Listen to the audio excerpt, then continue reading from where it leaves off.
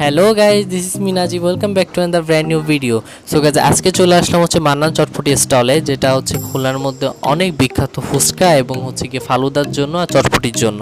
So এখানে যেহেতু আজকে আসলাম, ভাবলাম তোমাদের সাথে একটু শেয়ার করি যে এখানকার ফুড কোয়ালিটি এবং প্রাইস রেঞ্জটা কেমন, ফুচকার ফালুদার এবং খাবারের কোয়ালিটি কেমন। সো ব্লগটা দেখতে থাকো, দেন তোমরা সব জানতে পারবে।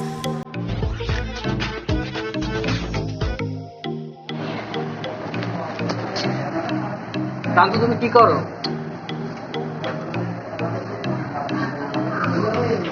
এটা মোটেও কিন্তু ঝাল না, এটা একটা ফাজলামি না, মোটেও ঝাল হয়নি। খেয়ে দেখ, শুধু খেয়ে দেখ, ঝাল না লাগে।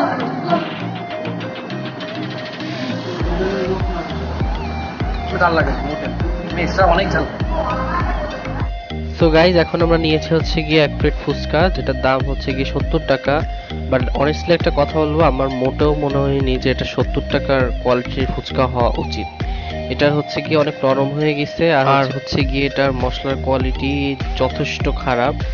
আর হচ্ছে বাইরের যে শেলটা, মানে যেটা শক্ত হওয়া উচিত, যেটা শক্ত না হলে খাইতে মজা লাগে না, ওইটা হচ্ছে একদম গলে গেছে। সো আমার কাছে ভালো লাগে নি। বাট এটা টকটা অনেক মজা, এটা হচ্ছে মিষ্টি ঝাল টক, এটা অনেক মজা লাগছে।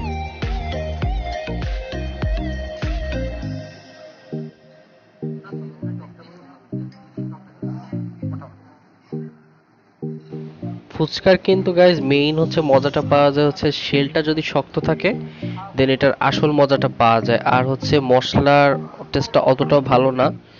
বাট এখানকার হচ্ছে ফালুদাটা অনেক ভালো। মান্নান চটপটির থেকে আমি বলবো যে আপনারা ফালুদা খাবেন, আর ফুচকা যদি খেতে চান সেটা আপনাদের ব্যাপার। বাট একেবারেও মানে চলে না তা না, চলে, বাট 70 টাকা দিয়ে খাওয়ার মতো ফুচকা এটা না। গাইজ, নিয়ে চলে আসলাম হচ্ছে কি সেই কাঙ্ক্ষিত ফালুদা, যেটা মান্নান চটপটি স্টলটার হচ্ছে কি একটা বিশেষ একটা আকর্ষণ।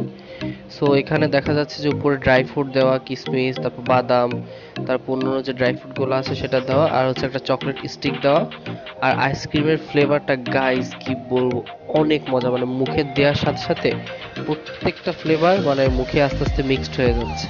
এই ফালুদাটা অনেক মজা, এবং প্রাইজেস সম্মত মনে হয় 120 বা 100 এরকম। তো আমি বলবো কি যে ফুচকার থেকে আমার বেটার লাগছে হচ্ছে ফালুদাটা। ফালুদাটা আপনারা খাইতে পারেন, এটা অনেক মজা। গাইজ, এখানে হচ্ছে টোটাল বিল আসছে হচ্ছে গিয়ে 250 টাকা। আমরা হচ্ছে দুইটা ফালুদা নিছি আর হচ্ছে এক প্লেট ফুচকা নিছি। যেহেতু আমি এটা ফুচকাটা পছন্দ করি না, তো এক প্লেট নিছি ফুচকা আর দুইটা ফালুদা নিছি।